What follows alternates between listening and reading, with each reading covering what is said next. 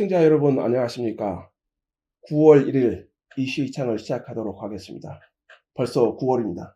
네, 그동안 오랜만에 뵀는데요. 그러니까 그동안 잘 지내셨어요? 네. 독자들한테 너무 게으르신 거 아니에요? 이제 뭐 뜨거운 여름이 갔고요. 이제 본격적으로 가을이 되니까 마치 수학의 계절처럼 저희도 이제 앞으로 열심히 좀 해야 될 것 같습니다. 코로나를 피해서 어디 외국 갔다 오신 건 아니고. 외국 나갈 수도 없는 상황이지 않습니까? 그렇죠. 네. 오늘 주제는 뭔가요?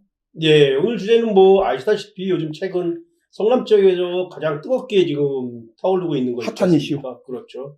뭐 저희들이 뭐 핫한 이슈 아니면 잘 나타나고 있지 않기 때문에 오늘도 결국은 이제 내년 지방선거를 또 앞두고 있기 때문에 정치적인 관심사들이 가장 높은 것들이 있고요. 그리고 최근에 일어났던 말 그대로 요즘 여론이 아주 뜨겁죠. 성남 여성 공무원에 대한 리스트 작성 관련해 가지고 요즘 계속 언론에 오르내기 때문에 그거에 대해서 한번 다뤄보려고 하고 있습니다. 정말로 성남이 바람잘 날이 없습니다. 전국적으로 유명해. 근데 좀 좋은 걸로 유명해야 되는데 이번 성남시 여성 공무원 미혼 여성이지 않습니까? 네. 151명으로 알려지고 있는데 신상 정보가 담긴 문건을 작성됐다. 이게 블랙리스트도 아니고. 그렇죠. 네, 그래서 상당히 좀 심각한 문제가 아닌가. 그래서 오늘은 이 문제를 좀 집중적으로 한번 점검해 보도록 하겠습니다. 네. 여성 공무원 리스트가 작성돼가지고 이제 언론에 보도되고 지금 시끄럽습니다. 물론 이제 그거는 이제 공익 제보에서 제보자가 있어서 이제 불거진 거긴 하지만 이 부분이 왜 이렇게 제기됐다고 보세요? 결국 이제 아까 말씀한 공익 제보자에 의해서 이제 스타트가 된 것들인데 뭐 시점상으로 봐서 알겠지만 2019년도로 좀 알려져 있고요. 취임하고 다음 해네. 그러니까 결국 취임 2018년 7월에 했으니까 네. 어떻게 보면은 시장이 집권 이후로 좀 안정기가 들어갈 즈음 그렇죠. 뭐 그럴 정도의 업무 시기이기 파악되고, 때문에 그렇죠. 이제 다소 여유가 있을 시간이 아니었나 이렇게 좀 보고 있습니다. 근데 이제 시민들이나 이제 저희도 이제 방송도 하고 기사도 나오고 그랬지만 사람들이 야 이게 뭐냐. 그래가 저희도 이제 그 댓글에 이런 것도 달렸어요. 현대판 채용사 임씨 임사홍 임성재 부자가 울고 갈 일이다. 아시죠 무슨 내용? 네네네. 조선시대. 저도 최근에 이제 뭐 연상군 관련해가지고 나온 영화를 좀 봤거든요. 예. 결국에 가서는 이제, 권력에 대해서, 향응하고자 했던 어떤 하나의 군주가에 의해서 그 군주에 아부하고자 하는, 뭐, 소위 말한 권력들이 벌어진 일이라고 좀 보고 있습니다. 그러니까 제가 보기에는 뭐, 그렇다는 건 아니고, 여성 공무원, 더군다나 미혼 여성 공무원들을 151명이나 작성을 해가지고, 이제 시장 비서실에다가 전달했다. 그리고 비서관한테 이해가 안 돼요. 더욱더 이해가 안 되는 게 결국 아까 말씀한 뭐 미혼 여성이면서 결국 지금 알려진 건 30세에서 39세? 네. 그 정도 나이에서의 미혼 여성이라고 하고 있는데. 근데 더 이제 충격적인 것은, 성남시장이 역시 그 여성 아닙니까? 그렇죠. 또 여성이면서 원수미 시장이 그 전에는 청와대 또 여성가족 비서관으로 영입했기 때문에 다른 것도 아니라 여성 문제에 대해서는 더더욱더 세심하게 챙겼어야 되는 어떤 그런 시장이기 때문에 더 충격적으로 다가오고 있습니다. 제가 보기에는 공무원들이 인사부서에서, 인사팀에서, 이건 이제 원수미 시장 그 초기 아닙니까? 이제 업무 보고 끝나고 본격적으로 이제 좀 일을 해나가려는 시점에서 힘이 있을 때잖아요. 여기 보면 이제 그런 시점에서 여성 공무원 리스트가 작성돼서 비서관에게, 시장실 비서관에게 전달됐다. 그렇다면 성남시장 비서실은 과연 어떤 곳입니까? 힘이 있는 건가, 청와대처럼? 청와대하고 또 다른 지방 권력의 핵심의 어떤 아까 뭐 은밀한 공간이라고 할 수 있겠는데요. 비서실. 저도 이제 몇 번 이제 비서실 관련해서 좀 취재를 좀 해본 게 있기 때문에 어떻게 보면 비서실 자체가 뭐 일반 공무원들도조차 좀 접근하기가 좀 힘든 곳이고요. 그러기 때문에 그 안에서 벌어지는 일들 이런 것들에 대해서 잘 알려지지 않는 게 현실인 거죠. 그렇죠. 이제 시장실에 비서실에 시장실하고 붙어 있으니까. 그렇죠. 네, 거기에 아무나 뭐 들어갈 수 있는 것도 아니고 이제 콜하면 이제 가서 이제 결제받고 이런 그렇죠. 부분이니까 그 내부에 있는 이루어진 일상의 부분들을 외부에서 알 수가 없는 거죠. 그렇기 때문에 외부에 있는 공무원들 입장에서는 시장 비서실이 결국에 가서는 시정의 가장 정점에 있다라고 보고 있지 않습니까? 이때 뭐 국장급이든 뭐 과장급이 결제 받으러 갔을 때도 거기에 앉아 있는 사람들, 소위 말한 시장을 모시고 있는 비서실 직원들, 그들에 대한 약간 그 눌림이라고 할까요? 이런 것들이 좀 가질 수밖에 없겠죠. 정치에서는 그런 얘기가 있잖아요. 권력은 권력자의 측근에서부터 발생한다. 그렇죠. 가장 누가 이제 권력자, 시장이면 시장, 뭐 도의사면 도의사, 가까운데 상상 있는 사람이 누구냐? 그 사람이 이제 권력자다. 이런 얘기가 나오는 거죠, 이제. 그렇기 때문에 비서실, 특히 이제 성남시청 같은 경우도 비서실에서 어떤 생각을 갖고 움직이느냐도 상당한 영향을 미치는 거겠죠.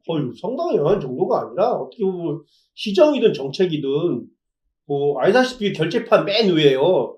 결국에는 정책 보좌관을 경유하도록 비서실을 경유하도록 되어 있지 않습니까? 그것도 옛날에는 없었죠. 옛날에는 그러니까 이제 민선이 지금 오성수, 김병량, 이재엽, 이재명 이렇게 거쳐왔었습니까?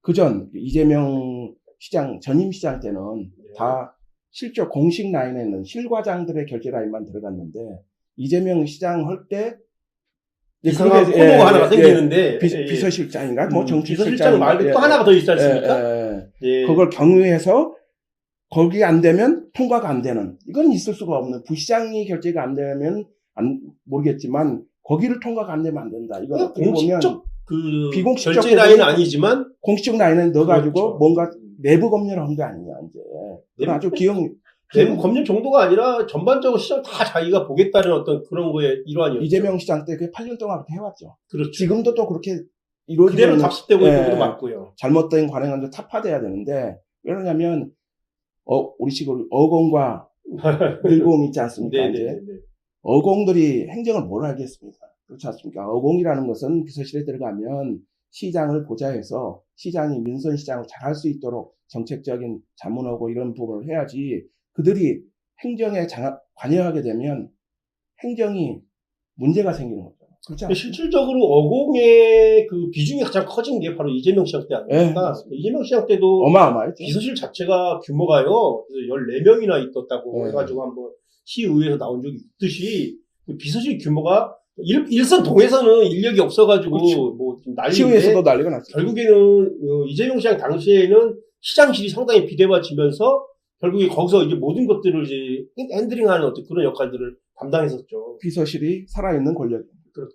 이재명 시장도 그렇지만 비서실이 뭐 특정인이 있지 않습니까? 대표적으로 지금도 이제 핵심 역할을 하는 걸로 알고 있는데 그리고 여기 사진에 보지만 당초 여기 신청사지 않습니까? 이대엽 시장 말기에 절로 옮겨갔는데 원래 시장실이 이제 9층에 있었어요. 그렇죠. 그런데 이재명 시장 취임하면서 시민들하고 소통하겠다. 그러면 2층으로 내려갔지 않습니까? 이제 그러면서 또 뭐랬죠? CCTV 시장실에 CCTV 설치했는데 요새도 CCTV 설치돼서 운영되는지 모르겠어요. 부정부패 막는다고 CCTV 설치했는데 시장실이 이제 소위 이제 우리가 스쳐 말할 때 이제 시장실이라 하지 않고 2층이라고 말하지 않습니까? 그러니까 그것도 좀 그렇죠. 뭐 속칭 우리가 2층이라고 말하는 것처럼 기존에 아까 말씀하신 9층에서 이제 2층으로 내려와서 뭐 주민들한테 더 다가서겠다라고 했는데 뭐 알다시피 이재명 시장 당시에는 그 형님 있지 않습니까? 이재선 형님이 2층에 올라와서 이제 농성도 오고 그렇죠. 그 이후에는 고인이 되셨지만 그렇죠. 그 이후에는 거기에 이제 한 명씩 배치됐지 않습니까? 그 경비원 비슷하게. 나서 난 그 사람이 왜 거기 서야 돼 있는지 모르고 입구에 그 카운터에 여직원도 있고 다 직원들이 있는데 넌 전형적으로 나 그거 볼 때마다 그거는 낭비다. 그런 것들이 해다가 이제 은수미 시장 때에서는 더 강화가 됐죠. 그렇죠. 2층으로 올라가는 에스컬레이터에다가 뭐 스피드 게이트라고 게이트를 설치하면서 이제 뭐 비상이 그러니까 주민들 민원이 뭐 단체로 오게 되면 무조건 게이트가 탁 닫히게 되는 거죠. 그러니까 제가 보기에는 이해가 안 되는 게 민선 시장이라는 게 관선하고 다르게 주민들과 허심탄회하게 만나고 이런 거 아닙니까 이제. 근데 거기에 뭐가 처진다는 것은 이제 거리를 둔다는 거고 권위주의가 생기는 거잖아요. 이제. 결국 이번에 여성 공무원 리스트 사건도요. 그러니까 시장실이 결국에 가서는 점점 권위적으로 이제 변하다 보니까 그거에 대해서 공무원들이 대응한 하나의 사건? 좀 이렇게 보는 게 좀 맞다고요. 그럼 결국에서는 기존의 그 시장실이 그만큼 권위적이고 어떻게 보면은 상당히 권력의 최정점에 있기 때문에 그 밑에서 승진도 해야 되고 좋은 자리도 가야 되는 공무원 입장에서는 시장실의 눈치를 안 볼 수가 없었겠죠. 시장실 특히 거기에 근무하는 비서관을 포함해서 이제 그런 사람들의 눈치를 볼 수밖에 없을 것 같고 그런 사람들이 뭔가 잘 보여야 되지 않을까요? 또 반대로 생각하면은 시장이 처음에 입성을 하게 되면은요 공무원들의 성향을 파악하지 않습니까? 그래서 예를 들어 간부 공무원은 출신이 어디고 뭐 어떻게 지내왔고 이런 것들을 파악하는데 그런 것들을 파악하는 거에 정점이 이제 비서실이 작용하겠고 반대로 공무원들은 비서실을 파악합니다. 비서실의 성향이 어떠냐? 그렇죠. 누가 얘 실세냐? 누구고 아까 말 하다못해 기혼이냐 미혼이냐 나이는 어떻게 되고 뭐 공무원들은 또 그런 거에 대해서는 빠삭하죠. 그런 걸 누가 작성해 주냐는 거죠. 네. 결국 이제 인사 기록을 볼 수 있는 부서에서 그런 것들을 좀 훤히 알 수 있겠죠. 그럼 요번에 이제 문제가 됐던 여성 공무원 리스트 참 이거는 저말로 여성 인권에 대한 침해라고 저는 봅니다. 근데 지역사회가 너무 조용하고 그런데 그렇다면 인사팀에서 왜 이 문서를 작성했을까? 이게 궁금해요. 당시 팀장은 여성 팀장이었던 걸로 알고 있고 그 이후 승진해가지고 지금 이제 동장으로 나가 있는 걸로 알고 있는데 그렇지 않습니까? 왜 이걸 작성해야 되는가? 비서실이 아니 저 인사팀이 더군다나 이제 은수미 시장 이후에 인사는 소위 말한 뭐 자평하기에는 그냥 평이했다라고 좀 보고 있고 네. 뭐 순서대로 나간다는 말이지 않습니까? 나이대로. 근데 그것을 담당하는 인사부서에서 그 151명이라는 그것도 굳이 이제 미혼 여성 공무원들에 대한 그렇죠. 명단을 작성했단 말입니다. 네. 그럼 과연 이게 시장이 지시해서 했을까요? 전 그게 궁금해요. 그리고 또 하나는 저는 그렇게 보거든요. 이게 전달을 했다 그랬지 않습니까? 네. 이제 그러면 과에서 조직적으로 좀 이루어졌다고 보거든요. 왜냐하면 개인이 했다면 일탈 행위일 수가 있는데 팀장이 있고 밑에 이제 담당했다는 거 아니겠습니까? 그 팀장 보고받고 그걸 또 과장한테 주고 그 과장이 또 그거를 시장 비서관에게 전달한 거 아니겠어요? 그렇죠. 그렇다면 이 과에서 이 리스트 작성에 조직적으로 관여했다. 저는 그렇게 보는 거거든요. 그렇게 볼 수밖에 없는 게요. 알다시피 인사 리스트 같은 경우는요. 공개될 수가 없죠. 함부로 이게 누구나 들어갈 수 있는 게 아니라 법위반이고 들어간다 하더라도 흔적은 좀 남아있게 되는데 그러면 현재 작성했다라고 지금 의심받고 있는 공무원 있지 않습니까? 그분이 그 당시에 인사에 차석 정도였단 말입니까? 그럼 그 위에 팀장이 있을 것이고 인사를 총괄하는 과장이 있을 것이고 또 위에 국장이 있을 것이고 뭐 이렇게 봤을 때 과연 그들은 알 수 없었느냐? 공무원 사회에서 이제 팀장이나 밑에 차석 정도 부분에서 했다. 이렇게 볼 수는 어차피 과장하고는 연결돼 있지 않습니까? 이제 언론 보도에 보면 어떤 과장이 전달이 줬다고 하니까 그러면 그 과에서는 이 부분이 이루어진 거는 알고 있었을 거라고 조직적으로 이루어진 거라고 봐요. 그럼 왜 이걸 조직적으로 분명 공무원 사회에서 조직적으로 만들었느냐? 이게 이제 궁금한 거 아니겠습니까? 더구나 미혼 여성만 그리고 더군다나 30세 내에 있는 이제 그런 부분들 그렇잖아요. 그렇죠.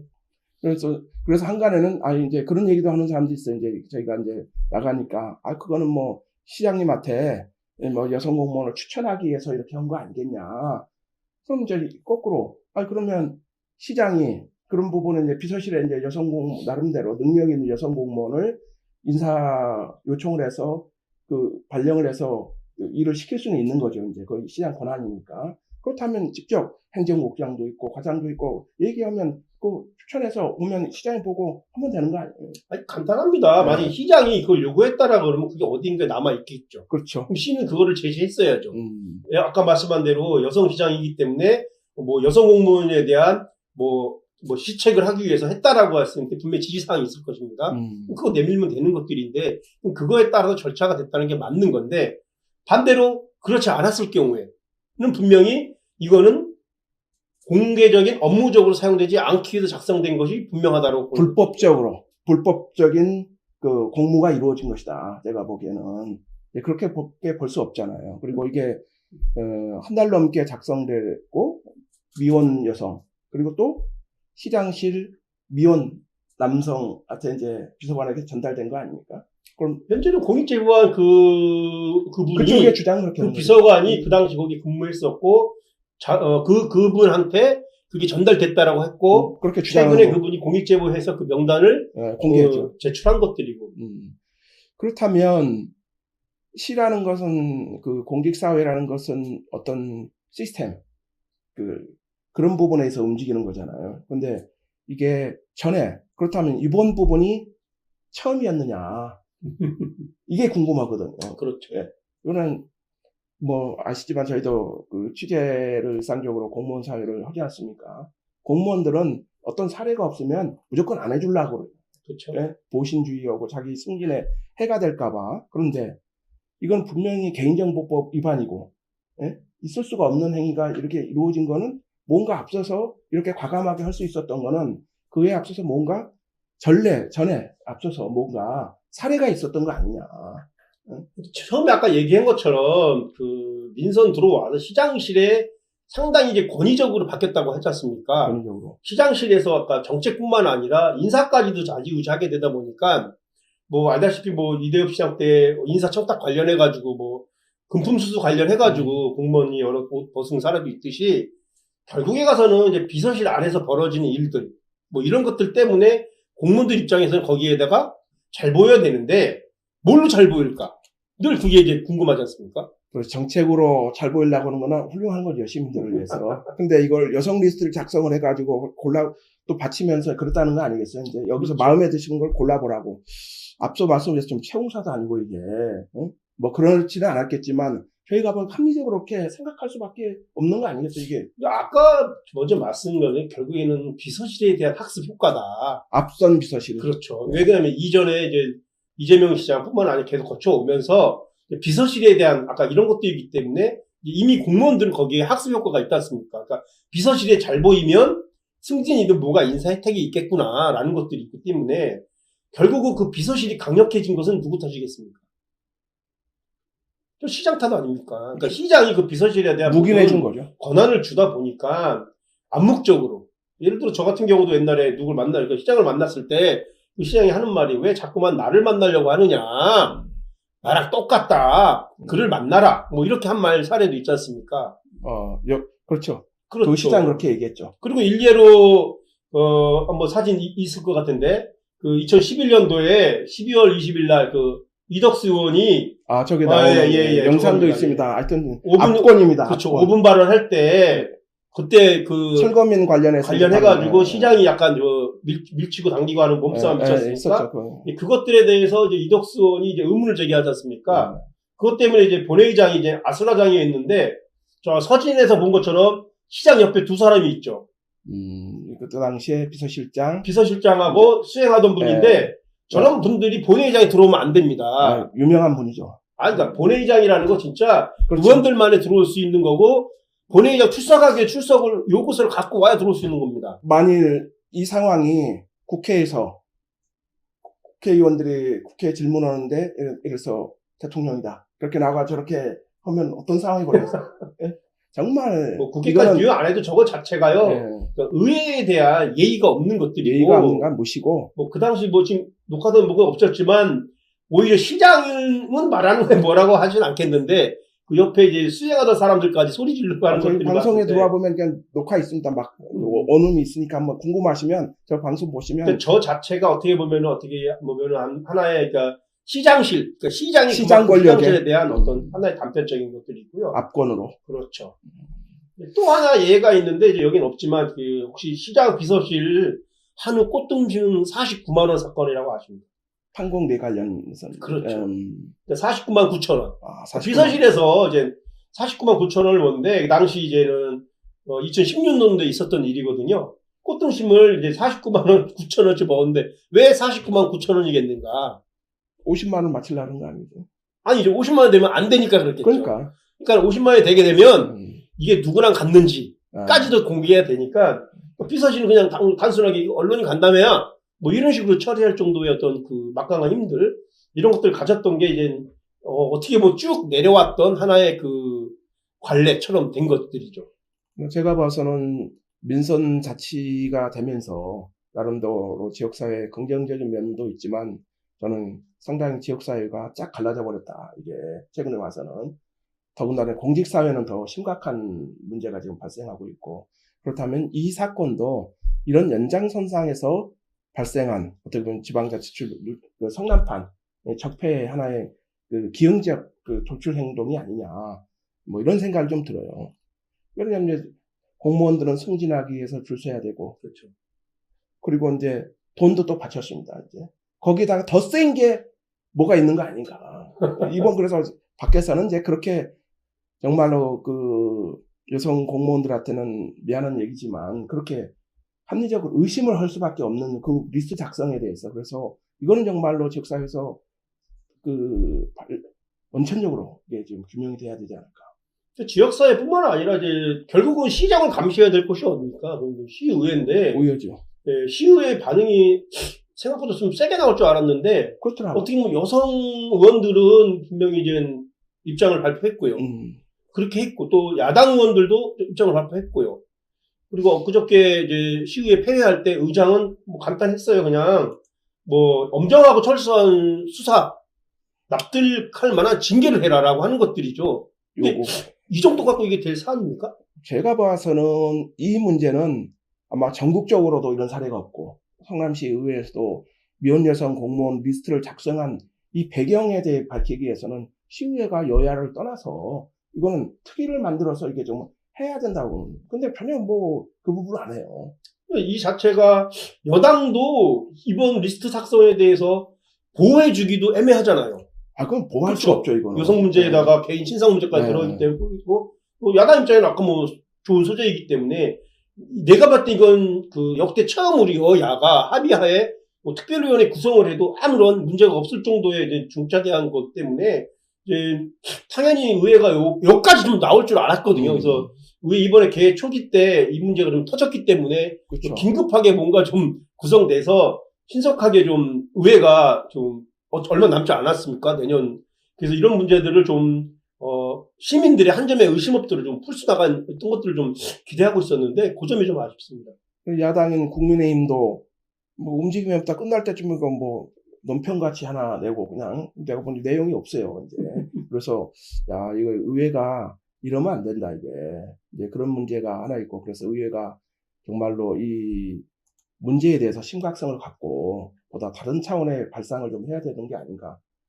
이것이 어떻게 보면 그동안 논란이 되고 있는 공무원 사회의 인사 투명성 부분을 어떻게 보면 조금이라도 회복할 수 있는 이제 계기가 되지 않을까 저는 그런 생각이 들어요. 왜 자칫 관련 부서에 이걸 만들어가 비서실에 준 거는 뭔가 뭐 기대하는 게 있지 않았겠어요 이제. 결국 시장실과 비서실과 공무원들의 어떤 짬짬이 또 그러다 보니까 공무원들이 요즘 알다시피 많이 무너졌지 않습니까? 최고위직이 뭐 업자와 같이 골프 치지 않나, 음주운전하지 않나, 급기야 뭐 성매매하다 걸리지 않나. 공무원도 지금 바닥을 치고 있고. 부정채용으로 줄줄이 논란. 그런 공무원들을 철저히 다독여서 징계하고 해야 될 시장 비서실은 지금 개인 연일 폭로전으로 지금 흘러가고 있고. 그 가운데 논란의 한가운데 들어가 있고. 그럼 결국은 우리가 이제 유일하게 믿을 만한 곳은 의회인데, 예. 의회도 좀 뜨뜻해지가 상태고. 참 어쨌든 시의회가 이 문제에 대해서 심각성을 좀 가져야 될 것 같습니다. 네네, 그것 같습니다. 그리고 또 하나 궁금한 거는 성남시 한 2,500명 정도 공무원이지 않습니까? 본청만. 예, 저 산하기관 빼고. 네. 예. 그렇다는다면 노조가 있잖아요. 공무원 노조가. 저도 이해가 안 가는 게 이런 심각한 상황이 터졌는데 노조가 조용해요. 그렇죠. 저는 이거는 이유야를 따라 입법적인 상황이라고 저는 보는 거고, 그리고 의도 자체가 미혼 여성만 이렇게 리스트에 보면은 항목도 그렇게 만들어가지고 뭐 어떻게 성격까지 못 넣어놨다 그러니까 그럼 말이 안 되는 거야. 그래서 그러면 공무원 노조가 이 문제에 나서서 어떤 앞으로 발생하지 않도록 이렇게 해야 되는 게 아닌가. 주체잖아요. 알다시피 뭐 공무원 노조가 어용 노조 돼버렸나요? 어용이라고 하기 너무 일반 노조하고 약간 좀 다르다고 보면 되는 것들이고 결국은 그 전에는 이제 직장협의회에 있다가 이제 노조라는 명칭으로 넘어갔는데 옛날 뭐 직장협의회 때도 이제 비슷한 유래가 있었을 때 입장 같은 경우도 저도 한번 취재 때 물어봤는데 결국에 가서는 이제는 그 사후 약방문 그러니까 모든 결과가 나오면 그거에 대한 입장을 낼 수 있지만 현재적 상황에서 노조의 입장을 내온다라는 것들은 결국은 시장의 눈치를 볼 수밖에 없고 인사권자를 가지고 있는 사람의 눈치를 볼 수밖에 그게 없다. 인사권이 전 엄청나다는 걸 아시지 않습니까? 옛날에 뭐 이재명 시장 때도 실질적으로 의회에 가 있는 공무원들을 상당수를 도로 빼가지고 의장하고 사이가 안 좋을 때는 이렇게 하는 것처럼 뭐 매한가지겠죠. 그리고 안타까운 것은 노조가 언제부터인가 하나의 승진하는 매개체 역할 정도 하고 있기 때문에 임원단들이 저희가 생각하는 어떤 그런 강력한 노조까지 역할까지는 좀 아직 멀지 않았나 좀 이렇게 보고 있습니다. 그래서 저희가 보기엔 좀 안타까운 거죠. 공무원 주체들이 지방 권력 그 잘못된 철학을 가지고 있는 시장이 설령 시장이나 비서실이 있다 하더라도 공무원들이 그런 문제에 대해서 뭔가는 그 이의 제기하고 그래야 되는데 수능돼 버리면 이제 조직이 이제 무너지지 않습니까? 언론도 문제 있지 않습니까? 언론이야 뭐 지역 언론 같은 경우는 저도 반성합니다. 뭐 상당히 지금 입을 다물고 있는 건데 입을 다물고 있나요? 지금 뭐 제가 봤을 보도 안 한 때 데가?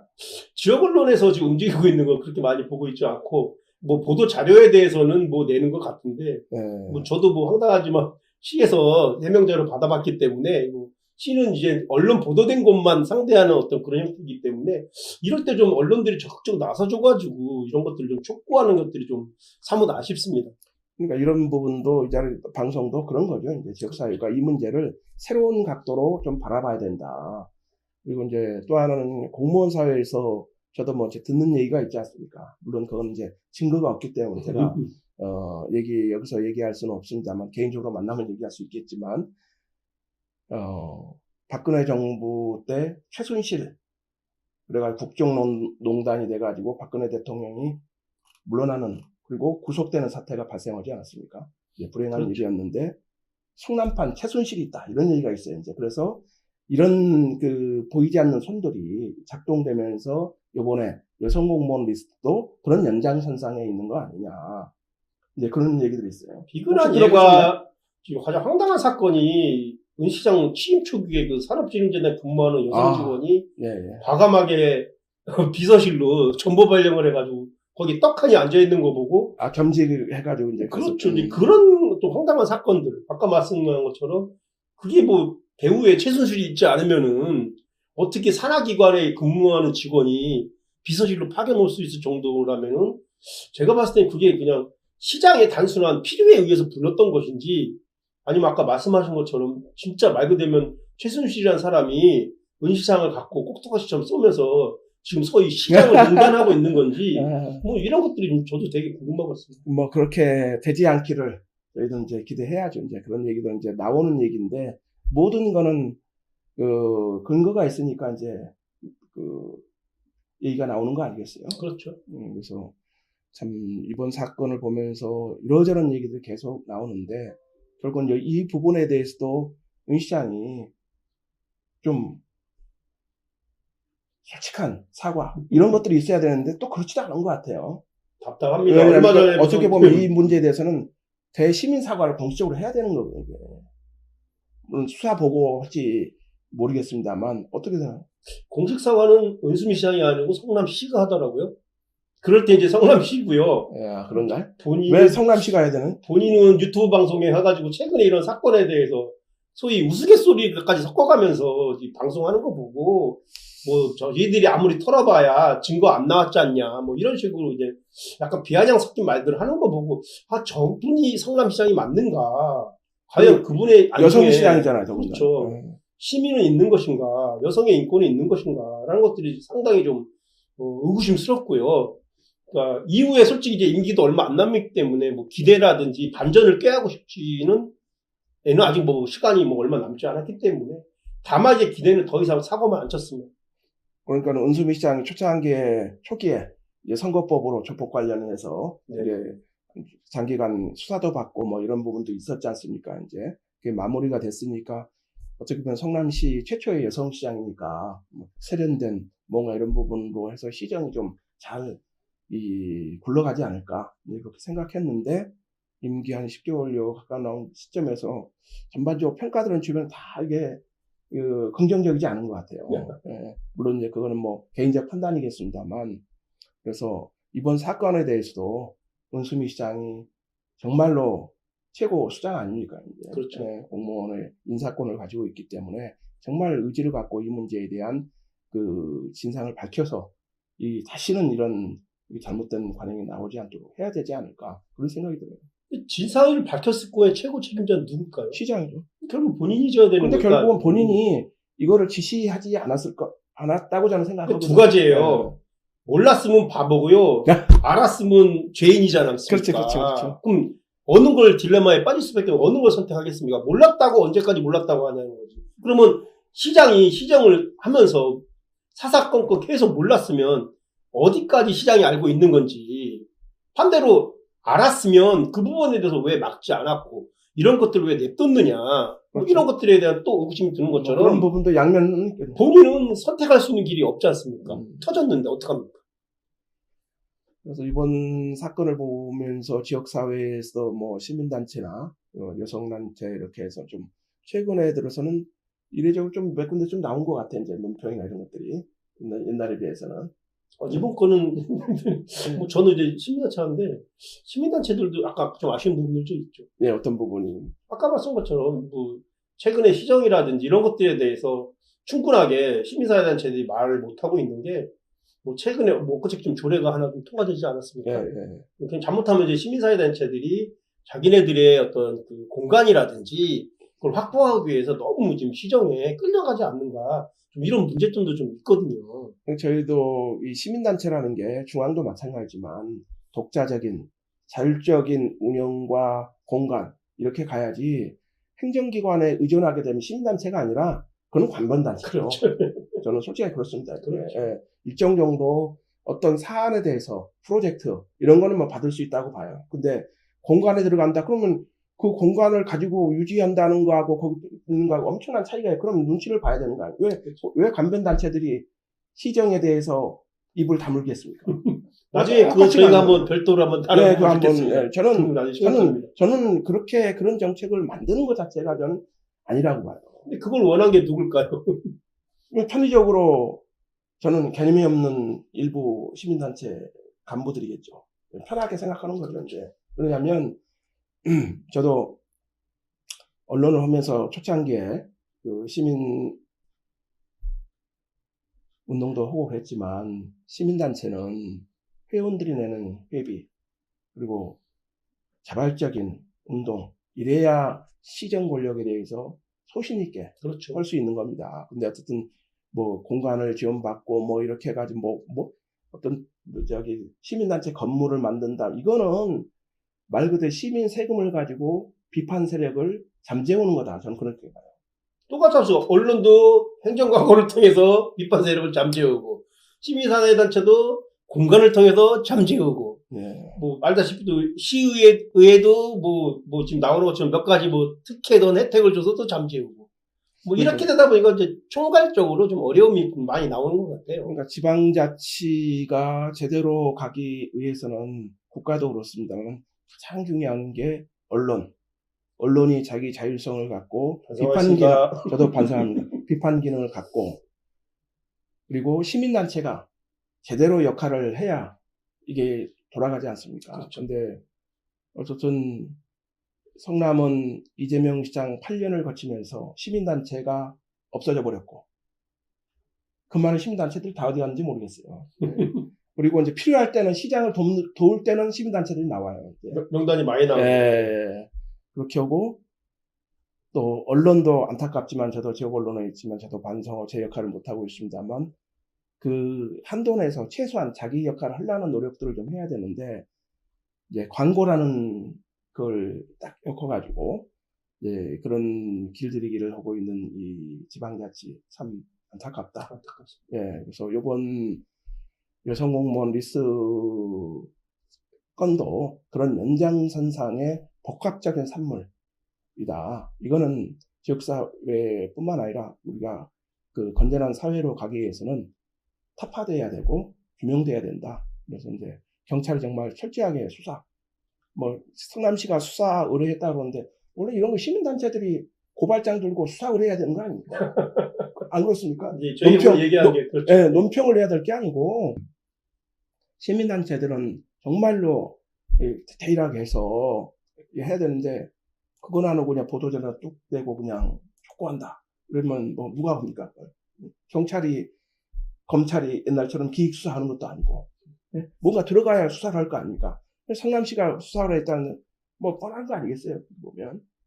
그래서 지역사회가 좀 이 문제에 대해서 관심을 가져야 되고 아까 말씀하신 대로 시의회도 다음 열릴 때는 이 문제를 다시 한번 좀 들여다볼 필요가 있지 않는가? 저는 그렇게 생각해요. 저렇게 그 방법밖에 없는 것 같습니다. 현재로서는 시의회가 역할을 좀 많이 좀 강조해 줘야지 네. 그것들이 좀 일부 소명될 것 같기도 하거든요. 그래서 오늘은 그 성남시가 참 그 전국의 예산으로 보면 어마어마하지 않습니까? 이제 5조가 넘었더라고요. 여기 5조 엄청난 겁니다. 기초가 이게 정말 저희 못할 처음 겸 기자 생활할 때 예산이 2조 6천억, 7천억 정도였다가 90년도 그렇죠. 예. 근데 지금 이제 5조까지 갔으니까 저희도 오래 했지만 예. 성남도 예산이 이제 엄청 늘어난 그렇게 세월이 거대 많이 도시로 많이 바뀌어 있는 예, 거죠. 엄청난 전국적으로 예산으로 보면 또 판교별이나 이런 이제 네, 기업체에 들어와 있어서 결국은 지역사회의 그 행정을 책임지고 있는 시정 최고 책임자의 철학과 이 행정 마인드가 어떤 거냐가 가장 중요한 거 아니겠습니까? 네, 아주 중요한 거죠. 예, 그런 것이 있을 때 이번과 같은 아주 이게 퇴행적인 공무원 리스트가 발생하지 않을까 그렇게 생각이 들어요. 오늘은 성남시 여성 공무원 리스트에 대해서 말씀을 나눠봤고요. 다음은 지방자치 시대에 가장 중요한 게 언론의 문제이지 않습니까? 네, 그래서 저도 반성한다는 측면에서 다음에 한번 지역 언론의 현주소에 대해서 한번 냉철하게 한번 지적해보는 시간을 한번 가져볼까요?